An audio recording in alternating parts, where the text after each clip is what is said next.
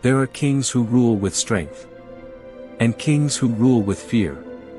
But there are also kings who rule without ruling at all. This is the story of King Ahab, a man who wore the crown, but surrendered his soul. And this is the story of how one weak decision changed the destiny of a nation. Ahab became king of Israel during a time of uncertainty. The nation was divided. Faith was fragile. And leadership mattered more than ever. On the outside, Ahab had everything a king could want: power, wealth, authority, and influence. But inside, Ahab lacked one thing that no crown can replace: conviction. He did not love God deeply. And worse, he did not hate evil strongly. And that weakness would soon invite disaster. Then Ahab married Jezebel. Jezebel was not just a queen. She was bold, fearless, commanding. But she did not worship the God of Israel. She worshipped Baal. And she did not hide it. Through Jezebel, idols entered Israel. Altars were raised. False gods were honored. And Ahab allowed it. He did not stop her. He did not resist her. He did not speak. Sometimes the most dangerous evil is not the one that shouts, but the one that stays silent. Under Ahab's rule, Israel changed. False worship spread. God's prophets were hunted. Truth was silenced. People who once followed God now bowed before man-made idols. And Jezebel enforced it with cruelty. Prophets were chased into hiding. Some were killed. Fear ruled the land. Ahab knew.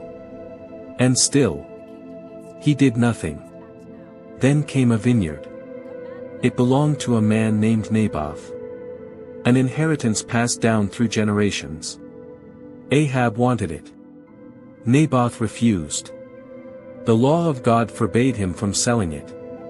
Ahab went home angry and sulked like a child.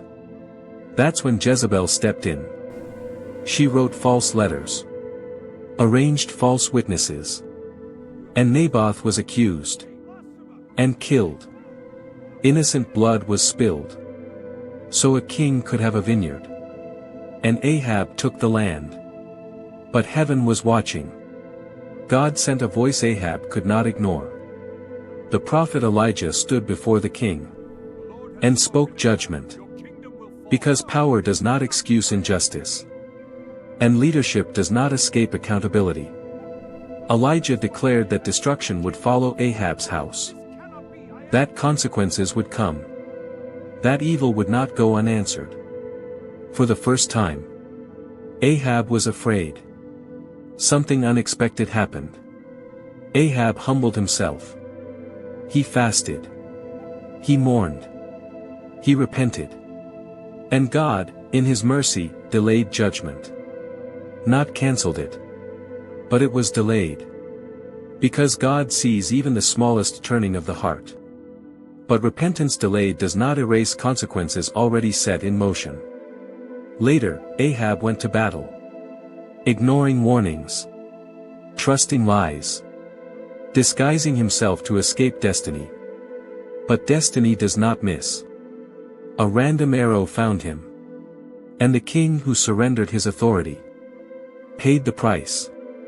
His reign ended not with honor, but with regret. Ahab's story is not just history. It is a warning. Because leadership without courage invites destruction. Because silence in the face of evil is still a choice. And because influence, used wrongly, can destroy more than swords ever could. This is the story of a king who had power, but never used it for good. If this story moved you, like, subscribe, and share. Because these stories were not written only to be remembered, but to be learned from.